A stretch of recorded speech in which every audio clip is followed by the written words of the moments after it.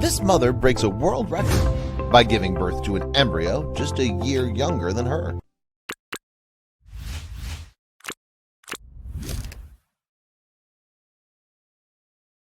It's a very great feeling for a woman to be a mother.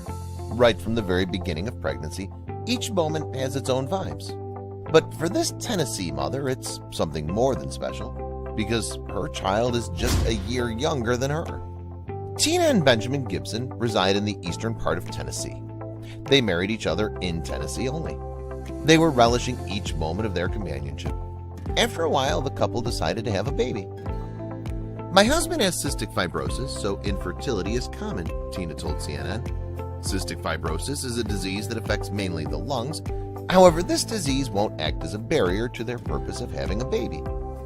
However, the couple didn't allow Benjamin's condition to take a toll on themselves. They had, in fact, planned out something different. "We had decided that we were more than likely going to adopt, and we were fine with that." In the meantime, they helped other children. They decided to foster a few children before landing on their final decision. The couple planned a week-long vacation. But Tina's conversation with her dad stopped them before they could embark on their vacation.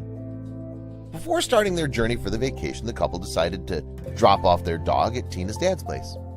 However, Tina's dad told them something which turned out to be a life-changing moment for both of them. "I saw something on the news today. It's called embryo adoption, and they would implant an embryo in you and you could carry a baby," he excitedly revealed to his daughter. But the couple didn't seem to be too interested in what Tina's dad told them. "I was like, well, that's nice, Dad, but we're not interested. We're knee-deep in foster care right now," Tina recalled with a smirk. "Kind of blew it off. I had no interest." Tina pondered about the thing her dad told her during their 8-hour-long journey to their vacation destination. "It was playing in my mind over and over and over," she said.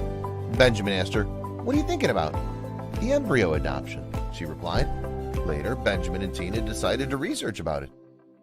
Tina immediately took out the laptop and typed embryo adoption on Google. She started researching the topic. Tina kept on sharing the bullet points about the subject with Benjamin. She told him that the donation center was situated in Knoxville, Tennessee. It didn't take her long to decide. During August of last year, I just came home one day. I looked at Benjamin and I said, "I think we need to submit an application for embryo adoption." And they started the procedure. After the initial procedure, Tina had to undergo a series of tests just to examine her uterus, if it was suitable or not for the process. Tina had to expunge a small polyp, and after that, it was time for a home study. The home study is a similar procedure to one in which is followed when someone wants to adopt a child. The examiner scrutinizes the place just to ensure that it's a nice environment for a child to grow. By March, the couple had passed all tests which they went through and were now awaiting embryo implantation process to begin. In fact, it wasn't at all facile as it looked. There was one more step they had to go through, and that was selecting an embryo. The couple literally had to go through donors' profiles. They had all the information on it, including genetic information. We literally had 2 weeks to go through 300 profiles.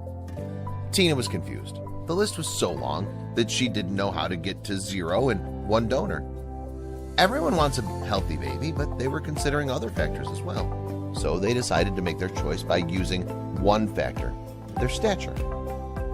At first, they shortlisted those profiles which were similar to their body structures. Then they moved on to other important factors. Then we started looking at some of the bigger things like medical history. Long story short, we picked our profile. The first choice they made didn't seem feasible to them. Therefore, they decided to opt for the second shortlisted profile. They were not aware of the fact that Tina's pregnancy was going to break a world record. It was also going to take the internet by storm. Tina said to the doctor, "I didn't sign up for this," jokingly. As per the medical books, there's about 75% survival rate when the frozen embryo is melted, but this case was a tad different. In this case, all 3 embryos survived, taking all the doctors by surprise. The implantation process was all but over. Now it was all about the couple to have patience. Eventually, 1 embryo was successfully implanted. It was really miraculous for Tina and Benjamin.